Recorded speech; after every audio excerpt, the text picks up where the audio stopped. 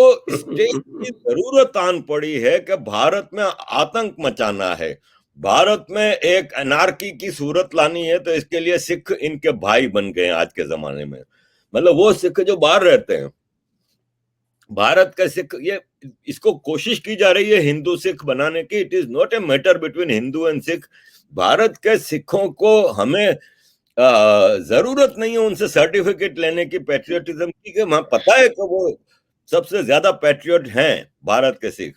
ये England Canada के जो बाहर रहने वाले जो सिख हैं, जिनका वेस्टेड इंटरेस्ट है, जिनको आसानी से खरीदा जा सकता है, ये वो सिख हैं जिसको के बेवकूफ बनाया जा रहा है, मामू बनाया जा रहा है। करतारपुर साहब गुरुद्वारा बना लेंगे। अभी ऐलान किया है कि पाकिस्तान में जितने भी गुरुद्वारे तोड़ दिए गए थे वो वापस बनाए जाएंगे। सिखों को मामू बनाया जा रहा है, वरना अंदरूनी बचे ही कितने से बनाएंगे। आज भी आम पाकिस्तानी सिख से नफरत करता है। ये मैं आपको गारंटी से बताता हूं, ज्यादा पुरानी बात नहीं है।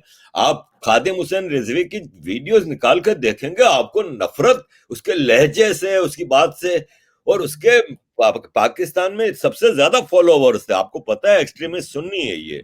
Pakistan is majority Sunni state.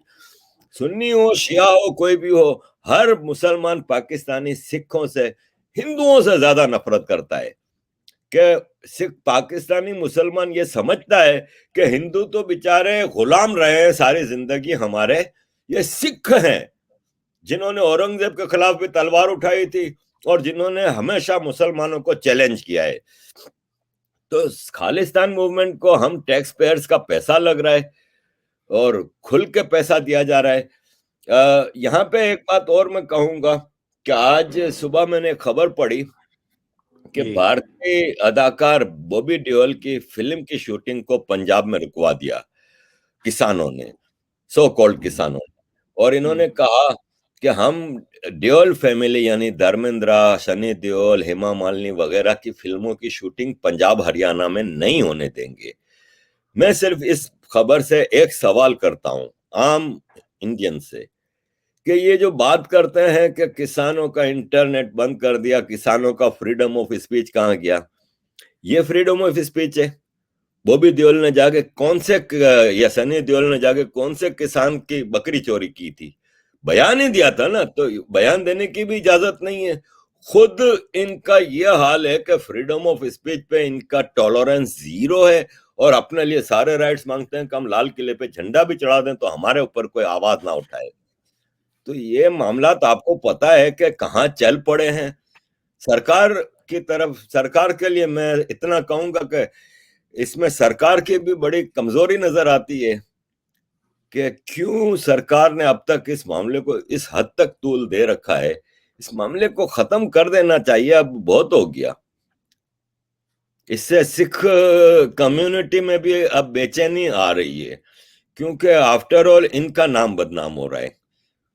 और अब इस मसले को किसी ना किसी तौर पे मतलब अब सेटल करना चाहिए। इंटरनेशनल साजिश तो ये कह रही है कि ये खत्म नहीं करेंगे और ये इसको तूल देंगे ताकि ये है कि भारत को और मलाइन किया जाए।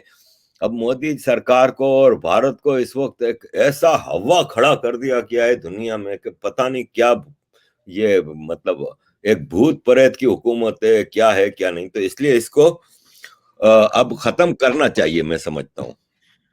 लेकिन जो इनके आका हैं बाइडेन साहब, जिनको इतने फैनफेयर से, इतने गाजे बाजे के साथ ये सब लेके आए हैं, पूरा जो है आपका तथाकथित सो कॉल्ड लिबरल क्लास, उन्होंने तो भारत के फार्म लॉज को सपोर्ट कर दिया, ऑफिशियल स्टेटमेंट जारी कर दिया कि हम एफिशिएंट मार्केट्स का और फार्म लॉज का सपोर्ट करते हैं। तो अब भाई इसके बाद ये इनके पास क्या कहने के लिए रह गया? देखें, ये तो मैंने कहा ना कि स्टेट के पास तो चॉइस नहीं है ना। अमेरिका और वेस्ट के सारे फार्म लॉज वही हैं जो आज भारत ला रहा है, बल्कि वो तो ज्यादा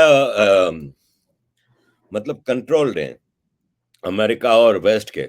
तो देखें, फार्म लॉज में छोटी मोटी कोई किसी एक ग्रुप ऑफ पीपल को एतराज हो सकता है, लेकिन 130 करोड़ के देश में अगर आप कोई कानून लाएंगे तो ये तो हो नहीं सकता कि सबके लिए वो अच्छा हो। इसमें कोई आड़ती है, कोई दलाल है अनाज के व्यापारी का, जो करोड़ों रुपया कमा रहा है उस सिस्टम में रह के, उसको तो नुकसान होगा, लेकिन वो एक छोटा तबका है। कानून जो बनते हैं वो मेजोरिटी ऑफ पीपल के लिए बनते हैं। तो वेस्ट के पास ऑफिशियली तो कोई एतराज है नहीं। रियाना ने या ग्रेटा ने या मियां खलीफा ने भी ये तो नहीं कहा कि कानून गलत है। इनको तो पता ही नहीं है कि कानून क्या है। इनको तो डिक्टेशन पे, मतलब अब कल की आप ग्रेटा की जो पूरी एक लंबी चौड़ी जो इसने स्टेटमेंट दिया है, science and religion and this and that, आप क्या समझते हैं कि ग्रेटा का स्टैंडर्ड या इसका कैलिबर इतना है कि इतना बड़ा स्टेटमेंट दे सकती है? लिख के दिए जाते हैं इनको। रियाना की बिल्कुल, ये पूरी तो स्क्रिप्ट से पढ़ते हैं सारे के सारे। और मैंने अभी एक देखा था, वीडियो चल रहा था। राइटर बैठे होते हैं हाँ, उसमें भी। इन लोगों से रियाना को बिठा दें आप मेरे सामने फार्म लॉज के लिए, मतलब एक लफ्ज इनको पता है नहीं क्या इशू क्या है। We stand with farmers. तो मसला ये है कि गवर्नमेंट इस लॉ को अपोज कर नहीं सकती कोई भी दुनिया की। क्यों? इसलिए कि उनके अपनी गवर्नमेंट्स, मतलब स्वीडन का टोटल फार्मर्स जो है वो कॉरपोरेट सेक्टर, प्राइवेट सेक्टर के साथ बंधा हुआ है। लेकिन स्वीडन की आपकी ग्रेटा जो है वो कह रही है नहीं, भारत में ये नहीं होना चाहिए। अबे तुम्हें पता किस चीज का है? तो कहने का मतलब ये है कि अमेरिका की सरकार हो या वेस्ट की कोई भी सरकार हो, इन लॉज को अपोज नहीं कर सकती। लेकिन क्या कह रहे हैं? फ्रीडम ऑफ स्पीच होनी चाहिए। फ्रीडम ऑफ स्पीच, इनके अपने सदर के अकाउंट बंद कर दिए हैं, ये फ्रीडम ऑफ स्पीच की बात करते हैं। इनके अपने सदर की वो बात करते, ये बात कर रहे हैं क्या कि भारत में फ्लॉड डेमोक्रेसी है। इनके अपना सदर रोता रहा कि हमारे यहाँ इलेक्शन फेक हैं। इनका दुनिया की सबसे मजबूत इकोनॉमी के दावेदार है, ये रोते रहे कि हमारे यहाँ इलेक्शन फेक है और सदर के अकाउंट बंद कर दिए। जबकि भारत में इलेक्शन होता है, 2 घंटे बाद रिजल्ट आ जाता है। किसी की मजाल नहीं है कि उसके ऊपर रेगिंग का इल्जाम लगा सके या कुछ। लेकिन वो फ्लॉड डेमोक्रेसी है। इनकी डेमोक्रेसी का क्या हाल है ये आपको अच्छी तरह पता है। इनकी फ्रीडम ऑफ स्पीच का क्या हाल है आप बोल के दिखा दें हॉलोकॉस्ट के खिलाफ यहाँ पे, लेकिन नहीं। फ्रीडम ऑफ स्पीच भारत में खतरे में है। ये सब इंटरनेशनल साजिशें हैं जिसका मतलब सरकार, अगेन आई विल से, कि सरकार ऑफिशियली बयान नहीं दे सकती, कॉरपोरेट सेक्टर इनकी मदद कर रहा है। रियाना की ट्वीट को लाइक कौन कर रहा है? ट्विटर का मालिक। अबे यार ये पार्शियलिटी नहीं तो और क्या है यार।